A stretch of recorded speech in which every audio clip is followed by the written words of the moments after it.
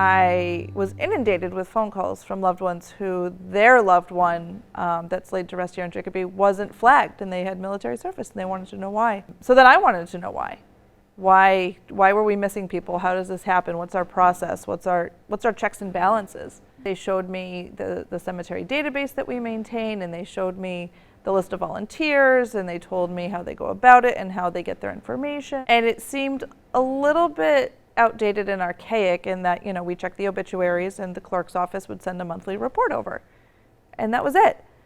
I just realized that there's so much room for human error and gaps in communication that just couldn't be the way we do it. And if it was the way we did it, it couldn't be the way we did it anymore.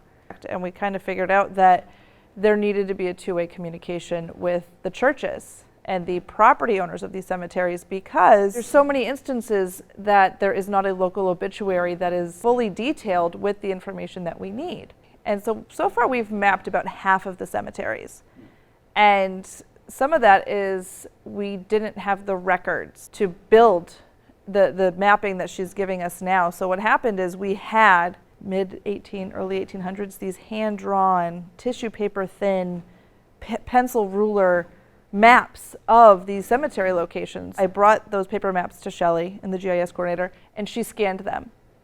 And then she digitally laid those over a Google image of the property and lined it up. And then she coordinated their key, right, like row A, lot 12. She assessed all of that so that she could import my access database for that cemetery and then tweak it around best she could based on the Google image. And then she printed some, and myself, my deputy director, who's my graves officer, our senior volunteers the summer of 2019, we went out with the maps and checked all of these indicators she put on the map for us.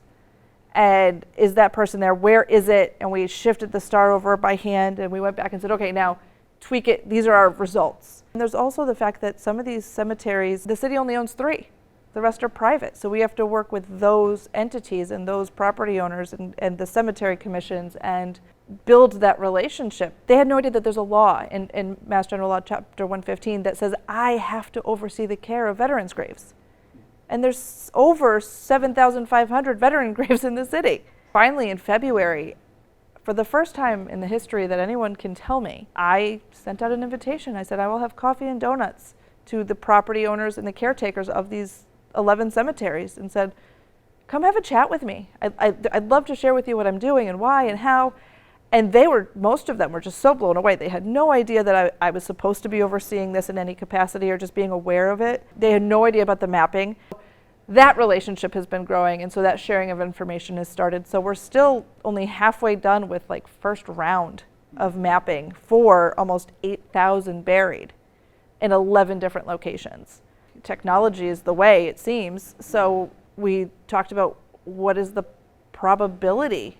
Can we create a digital map with a clickable link on each of those, they're color-coded stars on each of the maps, and the color denotes the conflict, which is a really great visual representation of the cemeteries to see where we have our Spanish-American War veterans, Civil War veterans, Indian War veterans. We have quite the gamut of conflict. And when I say that Chicopee is a proud city, we are very patriotic. I mean, just those maps and those stars just show you that long history and that selfless service from our residents, which is really inspiring, to be honest. We're going to start with the 3 locations that we know are closed, and the information there is more than 70 is typically the guideline for military records, 70 years old.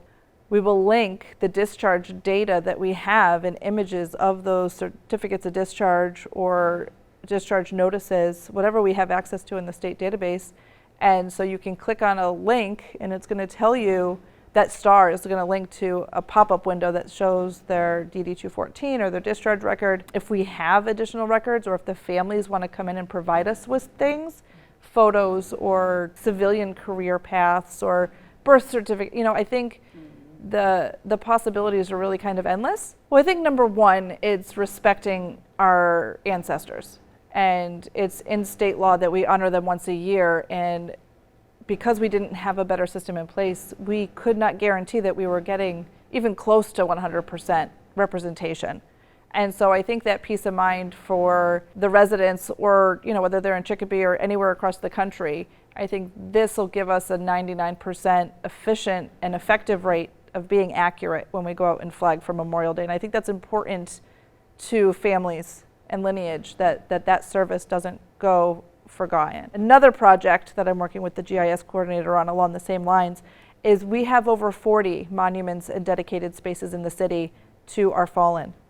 And most people couldn't name 10. Yeah. So I'm working with her to plot all of their locations so that you can pull up a map of the city and click veteran monuments and memorials, and it'll brighten them, elevate them, highlight them in some way,